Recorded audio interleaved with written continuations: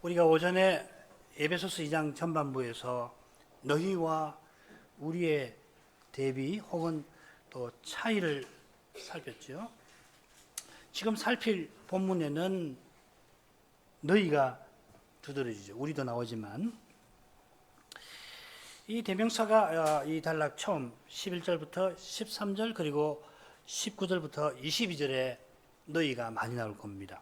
중간에는 너희를 포함한 우리가 몇 군데 나옵니다. 이 점에 착안해서 우리가 세 단락으로 보려고 그러는데 11절, 12절은 그리스도 밖에 있던 이방인의 상태에 관한 거고 13절서부터 18절까지는 그리스도가 화평으로서 이방인과 유대인을 자기 안에서 하나 되게 하신 일을 다룹니다. 그리고 19절부터 22절은 다시 너희가 나오는데 이 너희는 이제 그리스도 안에 있는 이방인이고 그들의 상태가 거기 나와 있습니다.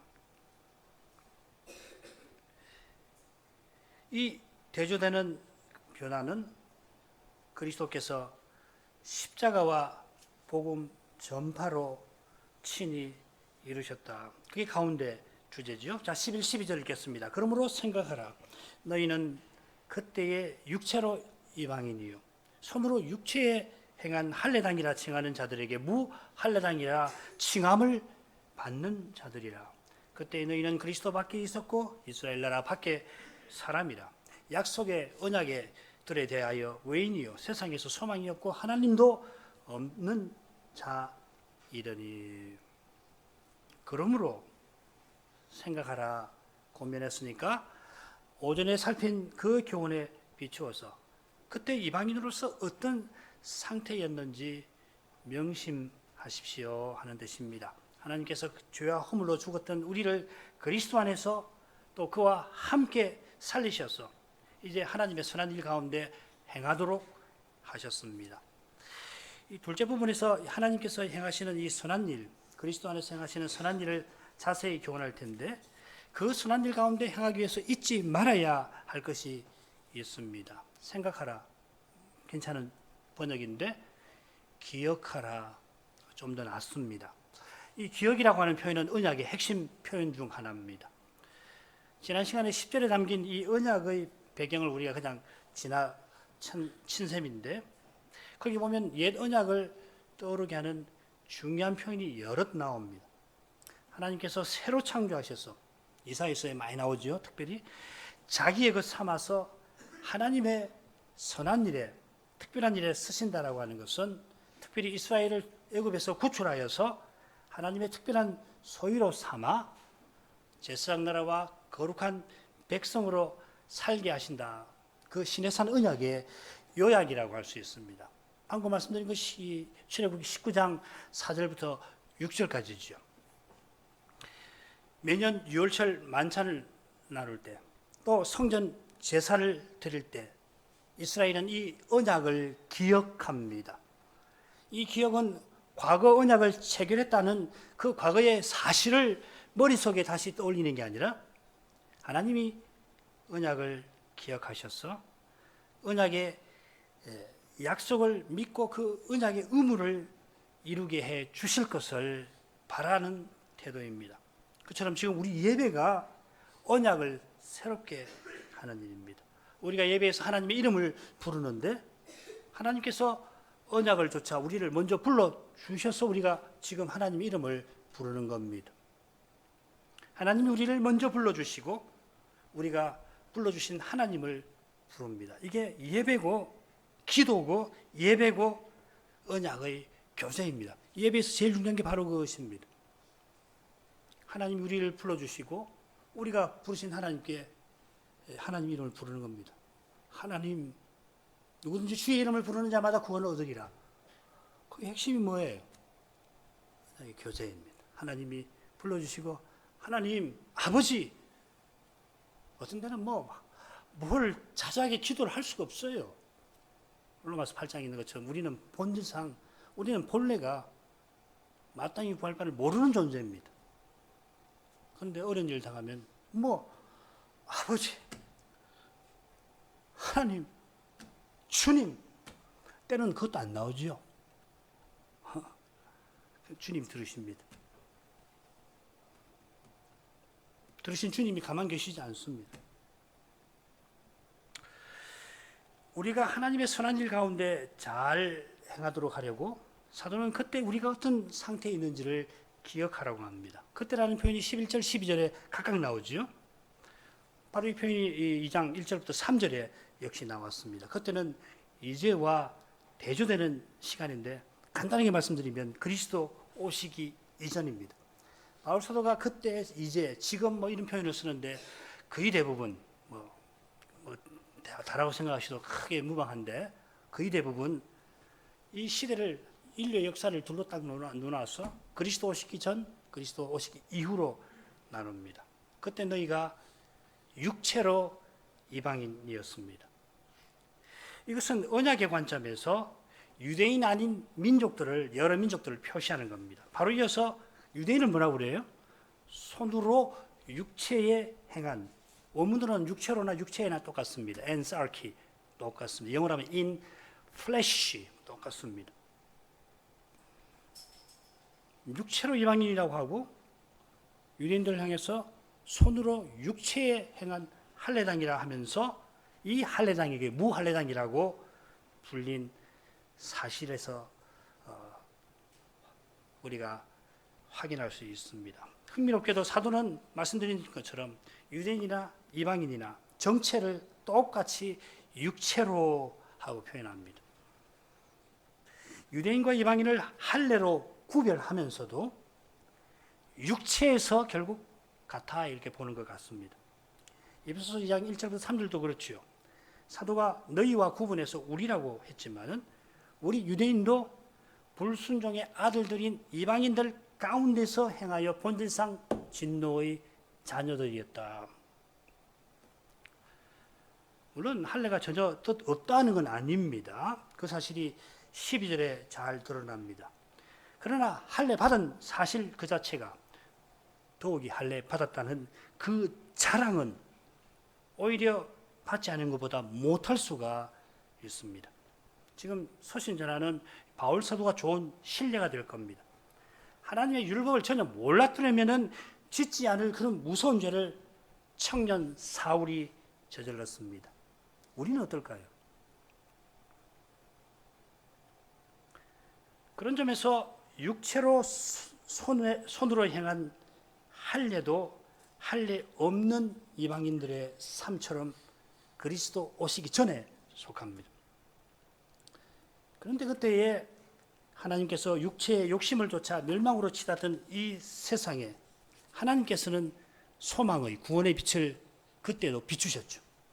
그것이 12절에 그리스도, 이스라엘 나라, 약속의 언약, 소망, 하나님 이 표현에 담겨 있습니다. 홍수 후에 온 인류가 바벨탑을 쌓다가 하나님의 심판을 받아 온 세상에 어둠이 가득하였는데 그때 하나님께서 갈대아 우르에서 한 사람을 불러내어서 이 한 사람과 그의 후손을 통해서 천하 만민이 복을 받을 길을 친히 내셨습니다. 바로 이것이 약속의 언약입니다.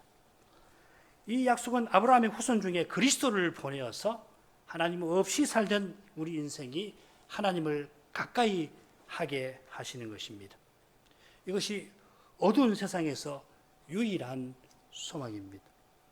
이 소망의 빛이 선지자들의 계시로 말미암아 그리스도 오시기 전에도 이스라엘 땅에는 늘 비추었습니다. 위성 사진이 많이 공개가 되어서 가령 밤에 이 하늘에서 북한 땅을 찍은 위성 사진을 보면 어때요? 우리나라하고 남한하고 많이 다르죠. 평양만 환하고 평양만 벗어나면 어두컴컴합니다. 그게 땅인지 바다인지 구분이 안 됩니다. 그처럼 그리스도 오시기 전에 이 세상도 계시 있는 이스라엘만 환하고 다른 나라는 실로 캄캄하였습니다. 요한계시록 끝에 가 20장쯤에 가면은 마귀가 그때는 천하만국을 미혹하였다 하였습니다. 무서운 이야기예요. 계시의 빛이 이스라엘의 빛이었는데도 결국 이스라엘이 이방인과 다를 바 없이 되었다고 한다면 이방인인 우리는 어떤 마음을 가져야 합니까? 겸손 또 겸손입니다. 바로 이것이 로마서 11장에서 이 옛 언약의 문제를 다루는 11장에서 바울 사도가 우리 이방인을 향하여서 신신당부하는 겁니다. 교만하지 마십시오. 여러분이 잘나서, 그리고 유대인들은 못나서 저렇게 하는 거 아닙니다. 이스라엘이 메시아를 죽인 이유가 어디였습니까? 결국 자기네가 선민이라고 하는 교만에 있습니다. 하나님이 이스라엘과 언약 맺으실 때에 언약 맺은 이스라엘은 온 세상에서 가장 자격 없는 나라였습니다. 가장 작은 자라고 그랬죠. 다른 사람보다 언약 백성 될 자격이 있다 생각하는 사람이 있다면 가장 자격 없는 사람입니다. 바울 사도처럼 나는 성도 중 지극히 작은 자보다 더 작은 자라 고백하는 사람이 언약의 길을 걸어갑니다. 하나님께서 이런 사람을 언약 이루는데 귀히 쓰십니다. 하나님께서 그리스도 안에서 선한 일을 위하여 우리를 부르신 것은 오직 그리스도를 의지하라 하시는 겁니다. 조금이라도 사람의 힘과 꾀를 의지하면은 그것 자체가 이미 하나님 뜻을 거스르는 겁니다. 하나님의 뜻을 깨달았을 때 그 뜻을 이루려는 열심에 사람으로 행하기가 얼마나 쉬운지 설명드리지 않아도 여러분 잘 알고 계십니다. 뭔가를 해야 한다는 그 태도가 하나님을 사랑하고 교인들을 사랑하고, 그러니까 문제가 벌어지는 현실에서 뭔가를 해야 합니다. 뭔가를 안 할 수가 없어요. 도무지 가만히 있을 수가 없습니다. 교회도 가정도 그렇습니다. 그러나 그 태도가 실은 주님의 역사하심을 막는 것이 얼마든지 될 수 있다는 것을 잊지 말아야 합니다. 하나님은 시인을 통해서 말씀하십니다. 너희는 가만히 있어 내가 하나님됨을 알지어다. 시편 46편 10절 말씀입니다. 여러분, 하나님이 친히 구원하십니다.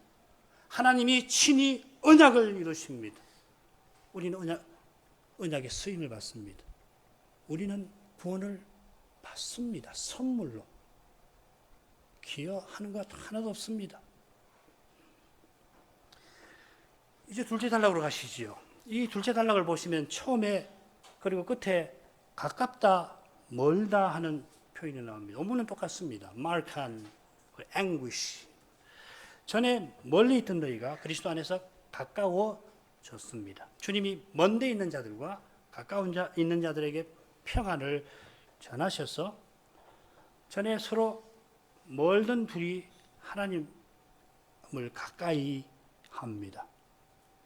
자, 이런 변화가 그리스도의 십자가에서 일어납니다. 자, 13절로 가야 되겠는데 주님의 십자가에 관한 내용이 13절에 나오죠. 이제는 전에 멀리 있던 너희가 그리스도 예수 안에서 그리스도의 피로 가까워졌느니라. 전에 멀리 있던 너희가 이제는 가까워졌는데 무엇에서 멀고 무엇에서 가까운 겁니까? 이어지는 내용을 보면은 우리가 확인이 돼요. 똑같은 표현이 17절에 나온다고 말씀드렸죠. 먼 데 있는 너희는 당연히 이방인이고 가까운 데 있는 자들은 유대인인데 뭐에 비춰서 멀고 가까운가? 하나님 언약 혹은 예루살렘. 옛날 언약의 중심지인 예루살렘. 뭐 예루살렘을 해도 좋고 언약이라고 보는 것이 더 나을 수도 있습니다. 아무튼지 하나님의 언약에서 멀리 있던 이방인이 언약에 속하게 되었는데 여러분 또 보십시오. 그리스도 안에서 그리스도의 피로 되었습니다. 그리스도의 피로 되었다. 이것으로도 충분할 것 같은데 사도는 또다시 그리스도 안에서라고 그럽니다. 13절은 실은 13절 처음에 그리스도의 피로라는 말이 먼저 나오고요. 끝에 그리스도 안에서가 나옵니다. 원문은 그렇습니다. 뭘 말씀드리려고 하는지 아시겠죠? 그리스도께서 우리를 위하여 십자가에서 피 흘리셔서 이제 우리가 그리스도 안에 있습니다. 그리스도 안에 있다는 것이 얼마나 내용이 많은지 모르겠는데 이제 이어 살필 말씀에서 알게 되니까 넘어가십시다.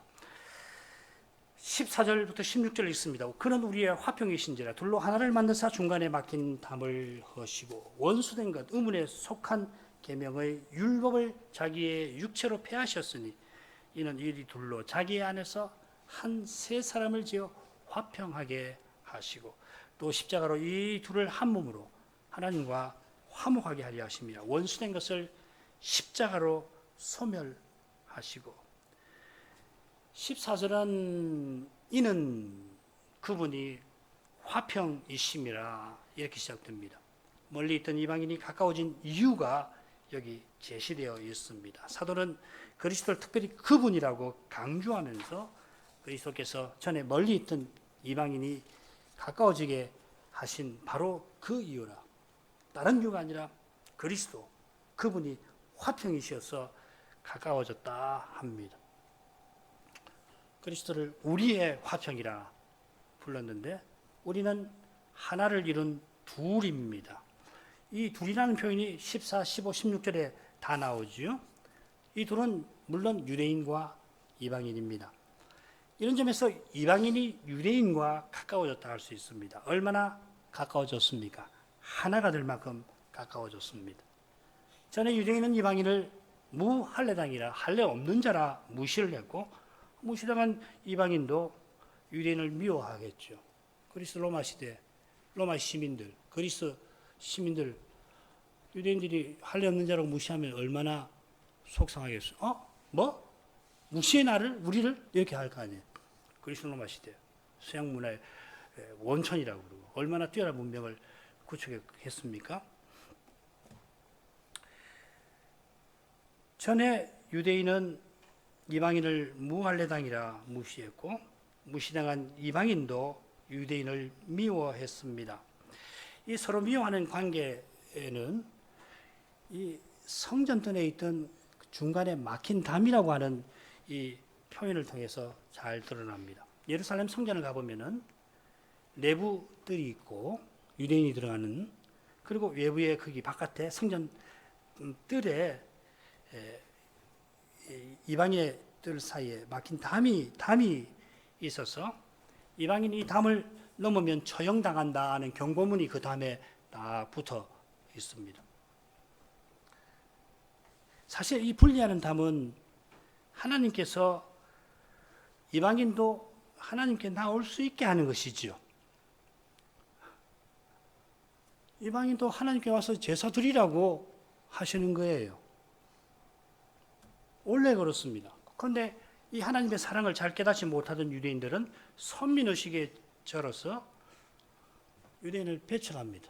열등하다고 배척합니다. 하나님은 나올 수 있는 길을 그렇게 만드신 거거든요.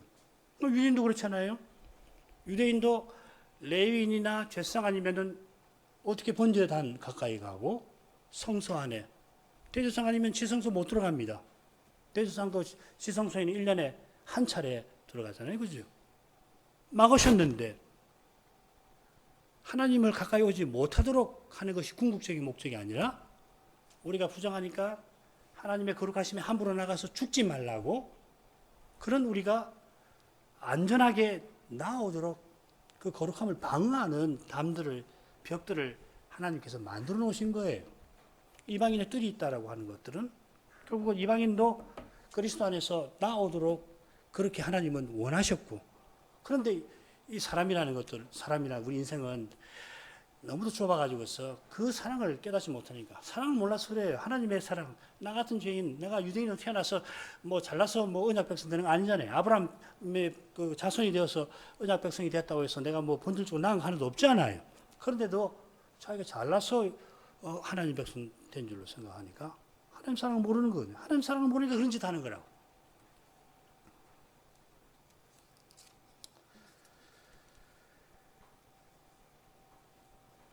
하나님께서 언약 백성이 하나님의 거룩하심을 저촉하지 않고 거룩하신 하나님과 교제하도록 제사장 두시고 그 다음에 성전도 지성소, 성소 그 다음에 번제단 있는 뜰 이렇게 구분하신 것이거든요. 그처럼 이방인의 뜰도 그런 뜻으로 만드셨습니다. 그리고 그 뜻을 그리스도께서 십자가로 성취하셨습니다. 중간에 막힌 담이 유대인과 이방인의 대적 관계, 원수된 것을 가리키게 된 것은 의문에 속한 계명의 율법과 붙어 있습니다. 본래 율법은 하나님을 사랑하고 이웃을 사랑하는 선한 수단이죠. 그런데 유대인은 율법의 이 아름다운 정신은 놓치고 의문에 속한 율법을 붙잡았던 겁니다. 방금 살핀 대로 중간에 담을 세우신 본래의 뜻은 이방인도 하나님께 나오게 하신 데 있지만은 그런 규례를 이방인은 들어서 우리는 너희와 본래 다르다. 할례 없는 이방인을 이방 죄인이라 부르면서 우리는 선택받은 민족, 선민이라 자랑하였습니다. 이런 태도는 율법 주신 하나님보다 하나님 주신 율법을 높이고 율법 지키는 자신을 높였습니다. 주님 시대 바리새인들이 이방인만 무시한 거 아니죠. 같은 동족이라도 세리 같은 사람들은 사람 취급도 안 했습니다. 그만큼 교만했습니다. 그 교만이 세리와 함께 식사하시는 주님을 얼마나 미워했는지 아십니다. 그런 교만이 있는 곳에, 미움이 있는 곳에 사람이 함께 있을 공간이 없습니다. 함께 있을 여지가 없으니 어떻게 해야 됩니까? 다투는 거예요. 너 나가. 너 빠져. 다투지 않으려면 어떻게 해요? 조용히 물러나야 합니다. 그리스도를 모신 곳에서만 사람이 참으로 함께 있을 수 있습니다. 가정에서도 마찬가지입니다. 그리스도를 모셔야 아버지와 자식이, 아내와 남편이 함께 있습니다. 안 그러면은 힘 있는 아버지, 요즘에는 힘 있는 아내가 꽉 치고 있어갖고서 눈치 봐야 해요. 자식은 힘 없을 때는 부모 눈치 보고, 힘 생기면 손 씻고. 그렇게 되는 거예요.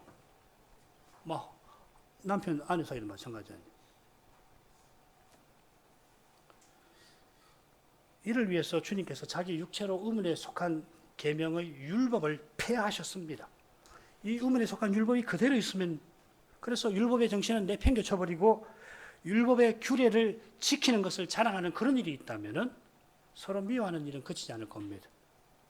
그런 일이 우리 가운데 일어나지 않도록 주님께서 십자가에 달리셨습니다. 그래서 이제 우리는 구약 율법을 통해서 하나님을 사랑하고 이웃을 사랑하는 길을 발견할 수 있고, 유대인들처럼 신정 국가로서 율법을 지킨다든지 제사법을 쫓아서 성전에 나아가지 아니합니다. 예? 사람 자랑하는 일이 신약교회도 여전히 있습니다. 육신이 있으니까. 그러나 주님 안에서, 그리스도 안에서 참으로 하나 되는 길이 열렸습니다. 이걸 놓치시면 안 됩니다. 그 길은 이들로 자기 안에서 하나의 새로운 사람을 지어 화평하게 하신다는 말씀에서 잘 드러납니다. 부활하신 예수님이 자기의 안에서, 그리스도 안에서 또 나옵니다. 자기의 안에서 하나의 사람을 창조하십니다. 창조는 없는 데서 있는 것으로 있게 하시는 거니까 이 사람은 새 사람입니다.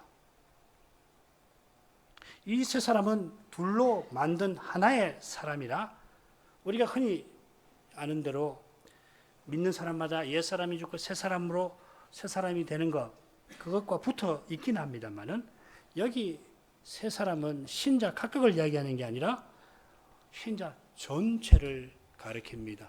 더 충격적인 것은, 놀라운 것은 우리만 아니라 그리스도를 포함한 사람입니다.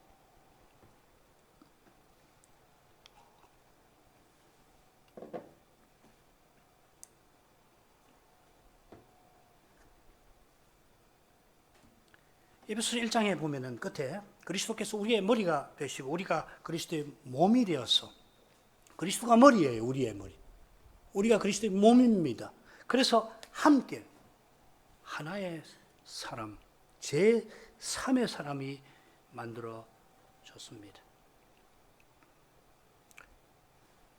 주님의 몸인 우리는 주님 없이 살지 못하지만은 우리 머리이신 주님은 우리 없어도 아무 상관이 없으신데도 우리의 머리가 되어 주셔서 우리 없이 계시지 않고 우리 없이 사시지 않으십니다. 우리가 주님 없이 살려고 방황을 하는 그때도 우리 주님은 우리 없이 계시지 않습니다.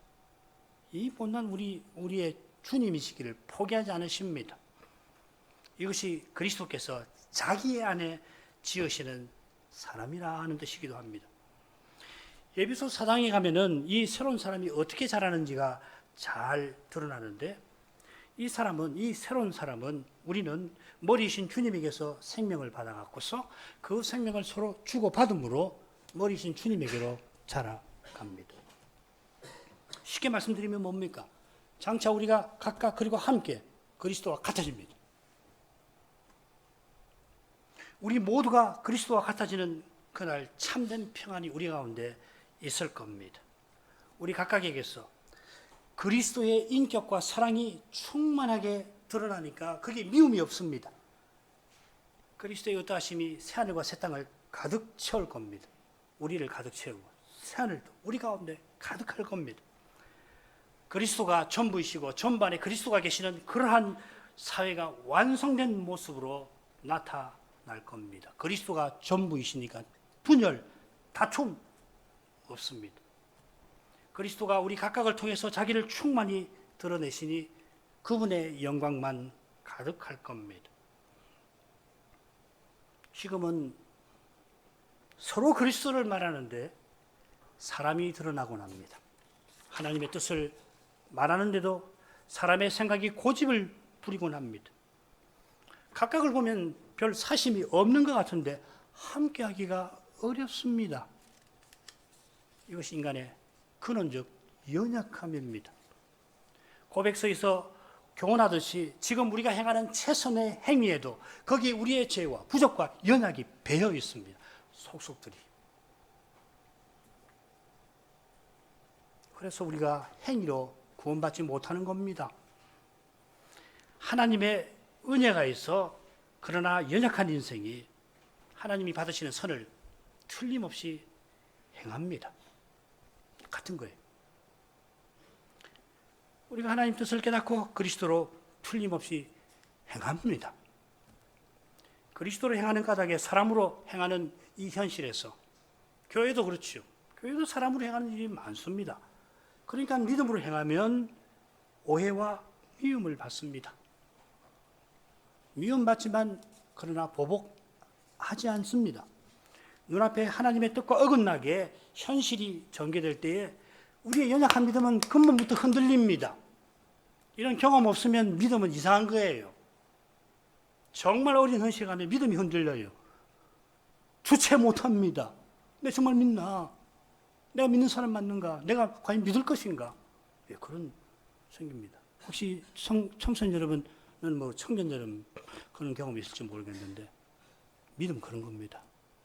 믿음은 그 자체가 흔들리게 돼 있어요. 흔들려야 합니다. 믿음이 흔들려서 사라져야 할 것이 사라져야만 점점 참된 믿음이 되는 거예요. 그냥 안 되는 겁니다. 때로는 안 믿어져요. 정말 하나님 계신가? 그런 질문 떠오를 때 너무 두려워하지 마십시오. 다만 혼자 고민하지 마세요. 하나님 계신가? 그런 생각이 들 때 난 정말 문제 아니야? 그런 생각이 드실 텐데 아닙니다. 여러분 부모님도 그랬고 저도 그렇고 그럴 때 목사를 부모님이 마음을 털어놓고 목사를 찾아오고 무엇보다 그러면서 하나님께 말씀을 듣고 하나님의 말씀을 기도하는 겁니다.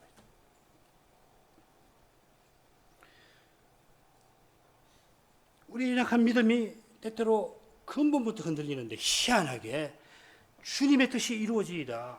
주님이 친히 주님의 뜻을 이루어 주십시오. 기도합니다. 내 입에서 나와요. 내 마음에서 나와요. 뭘 기도해야 될지 도무지 알지 못하는 그런 상태인데 입에서 아바 아버지라 부르짖음이 나옵니다. 우리 안에서 성신이 우리를 위해서 간구하셔서 우리가 그렇게 하는 겁니다. 하늘의 주님이 우리를 위해서 기도하셔서 우리의 믿음이 땅에 떨어지지 아니하고 연약한 우리가 주님의 뜻을 좇게 하십니다. 눈에 보이는 절망적인 현실에서 현실의 절망을 본다는 그 사실, 그리고 보게 하시는 주님을 바라보아야 합니다. 예, 그렇게 되기는 당장 안 되죠. 이 말씀 들었다고 해서 집에 돌아가셔서 금방 그렇게 되지 않는 거 잘 아십니다. 괴롭죠. 왜 이렇게 괴롭게 하시는지 잘 모릅니다. 얼마나 괴로운지 모릅니다. 내가 주님 사랑하는데 왜 주님은 나를 이런 상태에 두시는가? 괴롭죠. 필요합니다. 그런데 우리가 장차 천국에 가면요,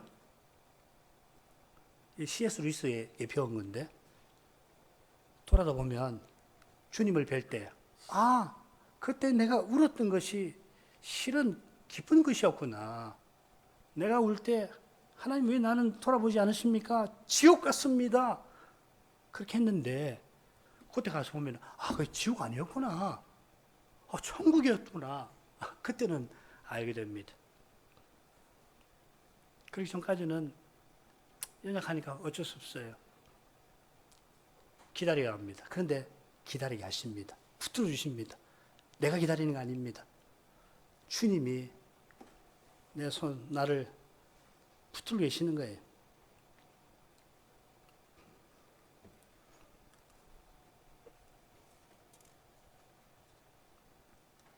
아무런 해답이 보이지 아니하는 현실에서 그저 주님을 향하여 절규하는 그때에 주님이 이미 우리를 불러 친히 해답으로 함께 하시는 사실을 마침내는 깨닫게 하십니다. 우리가 주님의 말씀을 들으면, 기도하면 본래 우리에게 전혀 해답이 없다는 진리를, 우리 자신이 문제투성이라고 하는 그 진리를 동시에 주님이 홀로 소망이시고 구원이시라고 하는 것을 아울러 고백하도록 하십니다. 주님을 모시는 거기에 여전히 해답이 보이지 않는 현실을 마주할 길이 마침내 열릴 겁니다. 그 길에서 주님이 친히 해답이심을 자신이 입증하실 겁니다. 해답이신 주님 앞에 우리 모두가 문제임이 드러날 겁니다. 내가 해답이라 고집하는 사람이 가장 힘든 문제가 될 겁니다. 가장 힘든 문제도 그러나 주님에게는 해답이 있습니다. 함께 주님의 말씀을 듣는 데서 주님의 말씀을 참으로 듣기에 서로의 말을 겸손히 듣는 거기에서 뒤엉킨 실타래가 스르르 풀릴지도 모릅니다. 아무리 숨막히는 곳에도 주님을 모시면 실로 탁 트이는 아름다운 곳이 될 수가 있습니다. 주님의 십자가는 이 둘을 한 몸으로 하나님과 화목되게 하십니다. 앞서 이 둘은 하나의 새로운 사람으로 만드셨다. 이 둘을 하나의 새로운 사람으로 만드셨다고 했는데 여기서는 한 몸이라고 합니다. 이 몸은 새 사람의 몸인데 왜 여기서 몸만 언급했을까? 그 이유는 하나님과 화목하는 것과 붙어 있을 겁니다. 우리의 머리이신 그리스도는 십자가로 하나님과 화목하실 이유가 없습니다. 우리의 머리는 하나님과 화목하실 필요가 없어요. 화목하신 분입니다. 영원한 가운데서 하나이신 분입니다. 그의 몸인 우리가 죄로 말미암아 하나님과 원수되어서 그 원수된 것을 주님이 십자가로 소멸하셨습니다. 주님께서 십자가로 우리의 죄를 담당하신 까닭에 우리가 하나님께 원수 노릇했고 하나님이 우리의 죄에 대해서 진노하시는 그런 관계, 이 원수 관계, 원수된 것이 소멸되었습니다. 이 소멸되었다고 했는데 죽이셨다. 예수님이 죽이셨다 였습니다. 예수께서 원수된 것을 죽이셨으니 우리가 영원히 하나님 가까이 이를 것입니다. 17 18절을 읽겠습니다. 또 오셔서 먼데 있는 너희에게 평안을 전하고 가까운 데 있는 자들에게 평안을 전하셨으니 이는 저로 말미암아 우리들이 한 성신 안에서 아버지께 나아감을 얻게 하려 하십니다. 지금까지는 그리스도께서 십자가로 행하신 일을 교훈했다면 이 부분은 그리스도가 하늘에서 행하시는 일을 교훈합니다. 그 일은 주님께서 복음 전하시는 일입니다. 주님께서 십자가로 유대인과 이방인을 하나 되게 하시고 하나님과 화목되게 하셨는데 그 복음을 먼데 있는 너희 이방인에게 전하시고 가까운 데 있는 유대인에게도 전하셔서 그래서 이 둘이 실제로 하나님께 함께 나아가게 하십니다. 우리가 지금 하나님 말씀을 전하고 받으면서 하나님께로 나아가는 이 일이 부활하신 주님이 행하시는 일입니다. 여전히 우리 안에 문제가 있죠. 우리 숨길 수 없습니다. 우리 가정에 문제가 다 있습니다. 우리 자녀들이 방황하고 있습니다. 그러나 우리가 부족하지만 신뢰가 없지만은 되도록 하나님 말씀을 강단에서 순수히 전하고 그 말씀을 함께 받는 일이 지속된다면은 부활하신 주님이 우리와 함께 계시는 겁니다. 주님이 오셔서 복음을 전하셨는데 이는 세상에 내려오셔서 회개하라 천국이 가까이 왔느니라 그걸 가리키는 게 아니라 사도들을 온 세상에 보내어 전하게 하신 그 일입니다. 주님께서 친히 에베소나 골로새 라오디게아에 가셔서 그 교회 강단에서 혹은 그 길거리에서 복음 전하신 일은 없습니다. 에베소에 사도가 가서 복음을 전했는데 실은 주님이 사도를 보내어 전하게 하신 겁니다. 에베소는 사도가 가서 직접 전했지만 골로새는 사도가 한 일이 없어요. 그보다는 에바브라 목사가 에베소에 왔다가 거기서 사도의 복음을 듣고 가서 골로새에 가서 복음을 전했습니다. 그렇지만 사도는 뭐라고 그러냐면은 들어보십시오. 골로새서 1장 6절부터 7절 상반절까지 읽겠습니다. 골로새서 1장 6절 이 복음이 이미 너희에게 이름에 너희가 듣고 참으로 하나님의 말씀 은혜를 깨달은 날부터 너희 중에서와 같이 또한 온 세상 천하에서도 열매를 맺어 자라는도다. 이와 같이 우리와 함께 종된 사랑하는 에바브라에게 너희가 배운다니. 에바브라 목사가 말씀을 전한 건데 복음이 발 달린 사람처럼 직접 골로새에 갔다고 합니다. 이런 표현은 주님께서 사도든지 목사를 쓰셔서 친히 복음 전하심을 가리킵니다. 목사는 말할 거 없고 사도도 주님이 쓰시는 쪽입니다. 심지어 사도는 자기를 뭐라고 하냐면 주님이 쓰시는 그릇이다, 질그릇이다, 형편없는 그릇이다 합니다. 종이 주인 시키는 일을 하고 그릇은 주인이 쓰는 대로 쓰이는 것처럼 직분자도 철저히 주님을 의지하여 주님의 일을 받들 뿐입니다. 주님만 드러나시고 직분자는 사라져야 합니다. 그처럼 직분자가 말씀을 순수하게 전할 때 주님이 말씀하십니다. 주님이 오셔서 복음을 전하십니다. 이게 로마서 10장에 있는 말씀입니다. 듣지 못한 일을 어찌 믿으리요. 믿음은 들음에서 나고 들음은 그리스도의 말씀으로 말미암느니라. 이 말씀의 핵심은 뭐냐면은 주님이 복음에 임재하셔서 친히 우리에게 말씀하신다는 거예요. 우리 영혼이 주님을 듣고 그 주님을 믿는다 하는 겁니다. 목사가 그리스도에 관하여 전하니까 그렇다더라 하는 것이 믿음이 아니라 내가 그리스도를 들었다 하는 겁니다. 그래서 믿는 거예요. 누가 와서 뭐라고 이야기해도 그리스도를 믿는 겁니다. 믿음은 그런 거예요. 성신이 그런 역할을 하시는 겁니다. 주님이 전하시는 복음을 평안이라 합니다.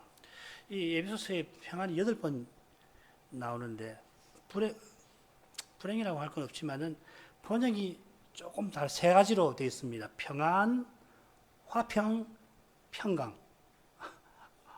다 똑같은 말이. 평안이신 주님이 십자가로 인생 가운데 평안이 있고 하나님과 인생 사이에 평안이 있게 하셨는데 하늘에 올라가셔서 이 평안을 전하시고 그 일에 쓰임받은 사도는 이 서신 처음과 끝에 서신받는 교회를 위하여 평안을 빕니다. 그래서 신령한 전쟁을 위한 전신갑주로서 평안의 복음이 언급이 되어 있습니다. 평안의 복음에 예비한 것으로 신을 신고, 그기도 평안의 복음이라. 주님이 전하시고 사도가 기원한 이 평안은 무엇보다 그리스도로 말미암아 우리 둘이 한 성신 안에서 아버지께로 나아가는 거기에 약속되어 있습니다. 참 평안은 삼위 안에 있습니다. 하나님 안에 평안이 있습니다. 그래서 이 삼위와 사귀는 거기에 평안이 있습니다. 그리스도로 말미암아 성신 안에서 아버지께 나아가는 예배에서 우리가 참 평안을 맛봅니다. 그처럼 이 예배가 주님이 십자가 지시고 복음 전하신 목적입니다. 우리의 구원이 삼위께 나아가는 예배에서 실현됩니다. 예배로 우리가 하나님을 가까이 합니다. 장차 주님 재림하시는 날 우리가 영원히 그분의 영광 가운데 나아갈 겁니다. 그날이 이를 때까지 우리가 사명과 소명을 행하며 하나님을 향하여 살아갑니다. 주일날 와서 예배하고 6일날 6일 동안 우리의 사명, 우리 소명, 가정, 집, 직장 혹은 일터, 이 사회에서 우리는 하나님께로 나아가는 삶을 삽니다.